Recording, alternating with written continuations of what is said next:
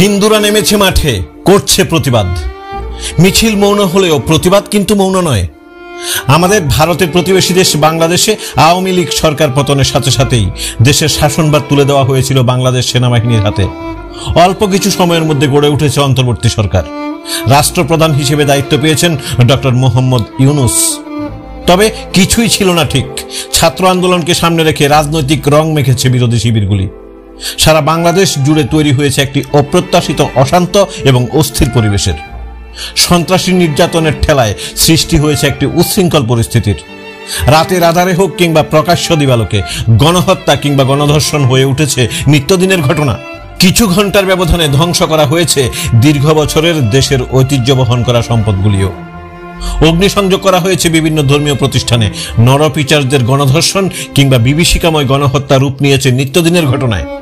সাফ কথা একটাই, শান্ত বাংলাদেশ অশান্ত হয়ে উঠেছে কিছু ঘন্টার ব্যবধানে। রাজনৈতিক প্রেক্ষাপটে দাঁড়িয়ে শুধু শাসক কিংবা বিরোধী শিবিরের রাজনৈতিক প্রতিহিংসা নয়, রীতিমতো সংখ্যালঘু হিন্দু সমাজের হিন্দু পরিবারগুলির উপর শুরু হয়েছে নির্মম অত্যাচার। কাউকে হত্যা করে ঝুলিয়ে রাখা হয়েছে বাজারে বিক্রি করা মাংসের মতো, কাউকে হাতে কড়া পায়ে দড়ি বেঁধে আগুনে সেকেছে চিকেন কাবাবের মতো। প্রকাশ্য দিবালোকে তুলে নেওয়া হয়েছে উপযুক্ত বোনদের।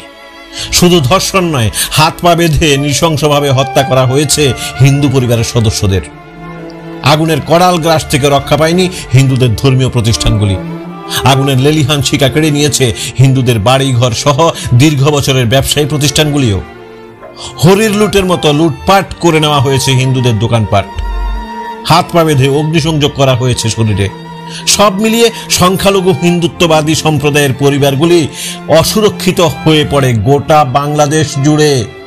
তারই প্রতিবাদে সহিষ্ণু তথা ধৈর্যশীল হিন্দু সমাজকে একেবারে হালকা হাতে না নেওয়ার বার্তা দিয়ে এবং শুধুমাত্র সামাজিক মাধ্যমে আফসোস না দেখিয়ে সকল অংশের হিন্দুদের এগিয়ে আসার আহ্বান জানিয়ে বিলোনিয়া যোগমায়া কালীবাড়ি প্রাঙ্গণ থেকে হিন্দু নাগরিক সমাজের ডাকে বিলোনিয়া রাজপথ কাঁপিয়ে বিদ্যাপীঠ কর্নার অবধি সংগঠিত হয় এক সুবিশাল মৌন মিছিল।